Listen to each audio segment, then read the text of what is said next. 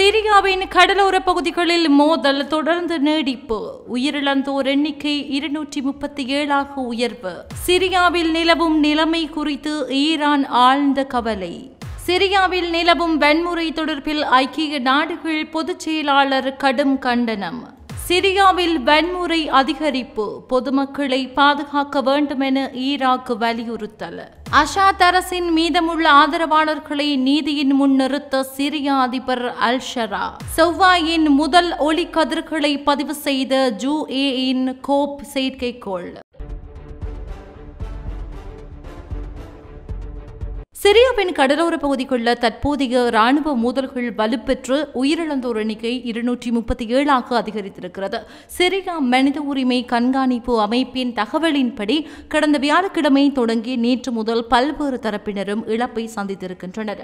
இதில் யார் உயிரிழந்தார்கள் என பார்க்கையில் கடந்த சில நாட்களாக நிலவும் கடும் மோதல்களில் அரசு படையினரும் எதிர்க்கட்சி தளபதிகளும் பொதுமக்களும் உயிரிழந்திருக்கின்றனர். இதில் 142 பேர் பொதுமக்கள், 50 பேர் சிரியாவினுடைய பாதுகாப்பு மற்றும் உள்துறை அமைச்சகத்திலிருந்து வீரர்கள் மற்றும் அதிகாரிகள், 45 பேர் எதிர்க்கட்சி போர் வீரர்கள்.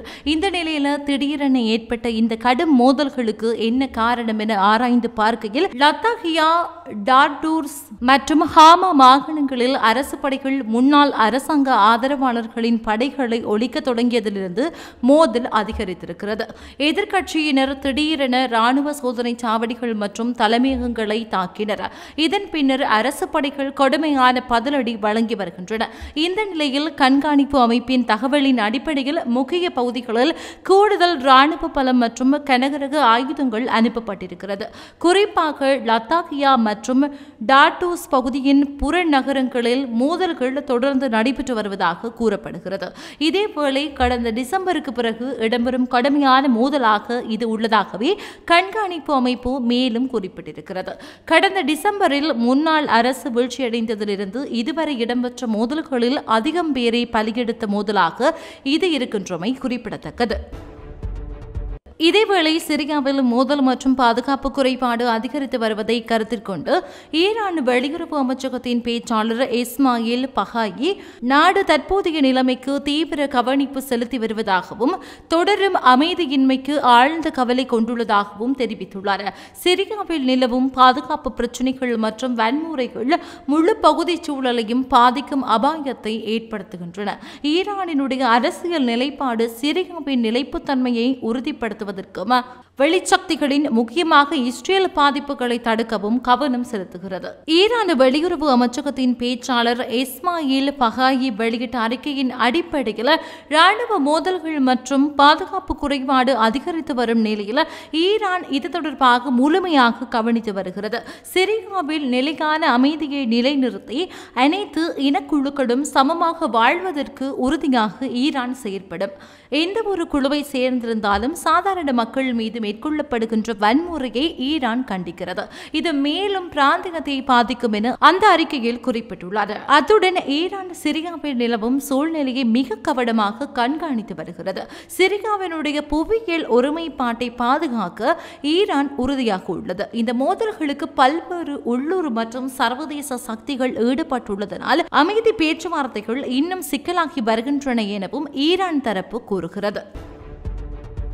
இதற்கிடையில் சிரியாவில் தொடர்ந்து நடைபெறும் வன்முறையை உடனடியாக நிறுத்துமாறு ஐக்கிய நாடுகள் பொதுச் செயலாளர் அந்தோனியோ குட்ரேஸ் வலியுறுத்தியுள்ளார். அத்துடன் கடலோர பகுதிகளில் நடத்தப்படும் தாக்குதல்களை கடுமையாக கண்டித்துள்ளார். ஐநா பொதுச் செயலாளர் அந்தோனியோ குட்ரேஸ் நிலைமையை பற்றிய தனது கருத்துக்களை அதிகாரப்பூர்வ செய்தியாளர் ஸ்டீஃபன் டுஜாரிக்கூடாக வெளியிட்டார். சிரியாவினுடைய கடலோர பகுதிகளில் சமீபத்திய மோதல்களில் பொதுமக்கள் கொல்லப்பட்டதாக வந்த தகவல்கள் மிகுந்த அதிர்ச்சி அளிக்கின்றன. பொதுமக்களை பாதுகாக்க வேண்டும், அனைத்து தரப்பும் உடனடியாக வன்முறையை நிறுத்த வேண்டும். சிரியாவில் தற்போது சமூக அரசியல் மாற்றம் மற்றும் சமாதான முயற்சிகள் முன்னிலையாக வேண்டும். 14 ஆண்டுகளாக உள்நாட்டு போரை சந்தித்து வரும் மக்கள் நிதான நிதானமான அமைதிக்கும் வளர்ச்சிக்கும் நீதிக்கும் தகுதியானவர்கள். சிரியா புதிய அதிபர் அகமது அல்ஷரா அஷாத் அரசு ஆதரவாளர்களை நீதியின் முன் விசாரணை செய்யவும் ஆயுதங்கள், ராணுவம் மற்றும் காவல்துறையை கட்டுப்பாட்டுக்குள் கொண்டு வருமாறும் தெரிவித்துள்ளார். அத்துடன் ஐநா பொதுச் செயலாளர் பொதுமக்கள் மீதான வன்முறையை கடுமையாக கண்டித்துள்ளார். இதேவேளை சிரியாவில் இனக்குழுக்களுக்கு இடையே நிலவும் மோதல் அதிகரிக்கும் அபாயமும் உள்ளது. இதனால் புதிய அரசு ஆயுதங்களை தனியார் குழுக்களிடமிருந்து முழுமையாக மீட்டு நாட்டினுடைய பாதுகாப்பை கட்டுப்படுத்த முடிவு செய்திருக்கிறது. இதற்கிடையில் சிரியாவில் தொடர்ந்து அதிகரித்து வரும் மோதல்கள் பிராந்தியத்தினுடைய அமைதி மற்றும் நிலைத்தன்மையை ஆபத்துக்குள் கொண்டுவரக்கூடும் என ஈராக் வெளிவிவகார அமைச்சகம் ஆழ்ந்த கவலை வெளியிட்டுள்ளது. இன்று வெளியிட்ட அறிக்கையில் பொதுமக்களை பாதுகாக்க வேண்டும், அவர்களை இந்த மோதல்களின் பாதிப்பிலிருந்து காப்பாற்ற வேண்டும் என ஈராக் அரசாங்கம் வலியுறுத்தியது. எல்லா தரப்பினரும் தன்னடக்கத்தை கடைபிடிக்க வேண்டும், மோதல்களை விட சமாதான பேச்சுவார்த்தைகளை வழியாக இருக்க வேண்டும். பொதுமக்களை குறிவைத்து மேற்கொள்ளப்படுகின்ற இந்த தாக்குதலையும் ஈராக் கடுமையாக கண்டிக்கிறது. வன்முறை தொடர்ந்தால் இது மேற்கு ஆசியாவினுடைய நிலைமையை மேலும் மோசமாக்கும், மேலும் பாதுகாப்பு மற்றும் அமைதியை ஏற்படுத்த முயற்சிகளை சீர்குலைக்கும் எனவும் தெரிவித்துள்ளது.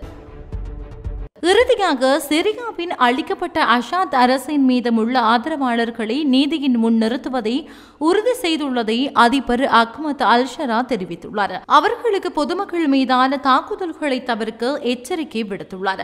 கடந்த வியாழக்கிழமை முன்னாள் அரசின் மீதமுள்ள குழுக்கள் பாதுகாப்பு படையினரை தாக்கியது. இதனைத் தொடர்ந்து நேற்றிரவு உரையாற்றிய சிரியா அதிபர் அல்ஷரா எந்த ஒரு மீதமுள்ள குழுவும் பொதுமக்கள் மீதான தாக்குதல்களை மேற்கொள்வதை அரசு ஒப்புக்கொள்ளாது எனவும் குறிப்பிட்டார்.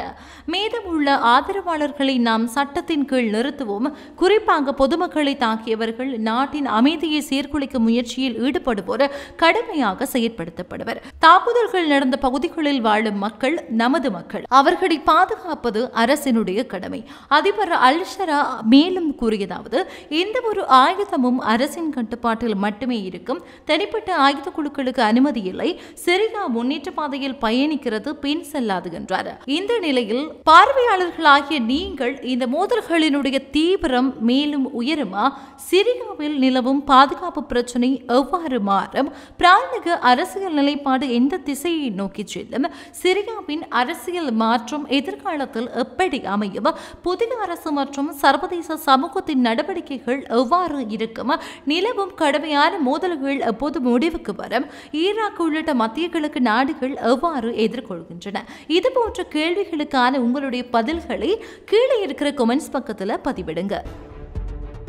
ஐக்கிய அரபு எமிரேட்ஸின் கோப் செவ்வாய் கிரகத்தை ஆராய்வதற்காக இந்த ஆண்டினுடைய தொடக்கத்தில் அனுப்பப்பட்டது. சமீபத்தில் இந்த கோப் செவ்வாய் கிரக வானத்தை ஒளிரச் செய்யும் அற்புதமான ஒளிக்கதிர்களின் படங்களை பதிவு செய்திருக்கிறது. அறிவியலாளர்கள் நீண்ட நாட்களாக செவ்வாயில் ஒளிக்கதிர்கள் இருப்பதை அறிவித்திருந்தாலும் இதுவரை அவற்றை நேரடியாக பதிவு செய்ய முடியவில்லை. கோப்பின் எமிரேட்ஸ் மார்ஸ் அல்ட்ரா வயோலெட் ஸ்பெக்ட்ரோமீட்டர் கருவியின் உதவியுடன் இந்த அரிய நிகழ்வை 103.4 நானோமீட்டர் நீளத்திலான அலைவரிசையில் பதிவு செய்ய முடிந்துள்ளது. இவ்வளவு குறைவான அலைவரிசையை காணக்கூடிய ஒளிர் கதிர்களை விட குறைவாக இருந்தாலும் எக்ஸ்ரே கதிர்வீச்சை விட நீண்டதாகும். எனவே இது மனிதர்களால் காண முடியாத ஒளிக்கதிராக இருக்கும்.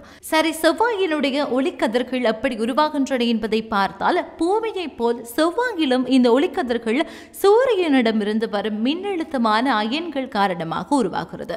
இந்த அயன்கள் செவ்வாயினுடைய மெல்லிய வளிமண்டலத்திற்குள் நுழைந்து அதன் அடுக்குகளுக்குள் புகுந்து செல்கின்றன. கிரகத்தின் செதிலான புவி எதிர்ப்பு மண்டலத்தால் உருவாக்கப்படும் காந்த புலங்கள் இந்த அயன்களை இயக்குகின்றன. இந்த அயன்கள் ஆக்சிஜன் அணுக்களை வெளியேற்றும் போது செவ்வாய் வானில் ஒளிக்கதிர்கள் தோன்றுகின்றன. செவ்வாயின் புவி எதிர்ப்பு மண்டல மாற்றம் அதனுடைய தாக்கம் ஒரு காலத்தில் செவ்வாய் கிரகத்திற்கும் பூமியை போல் ஒரு அடர்த்தியான வளிமண்டலம் இருந்தது. இதன் காரணமாக செவ்வாயினுடைய மேற்பரப்பில் நீர் நிலைத்திருந்தது. பூமியை போலவே செவ்வாய் கிரகத்திற்கும் ஒரு டைனமோ விளைவு இருந்தது. ஆனால் செவ்வாய் கிரகத்தினுடைய உட்கரு வேகமாக குளிர்ந்து விட்டதனால் அதனுடைய புவி புவி எதிர்ப்பு மண்டலம் மட்டுப்படுத்தப்பட்டது. இதனால வளிமண்டலம் காலப்போக்கில் மறைந்து இன்று காணப்படுகிற வெறிச்சோடியான நிலையானது உருவாகியது. இதேவேளை கடந்த வாரம் UAE இந்த ஒளிக்கதிர்களை பற்றிய ஒரு அபூர்வமான தகவல்கள் செவ்வாயை புதிய கோணத்தில் புரிந்து கொள்ள உதவுகின்றன என தெரிவித்தது.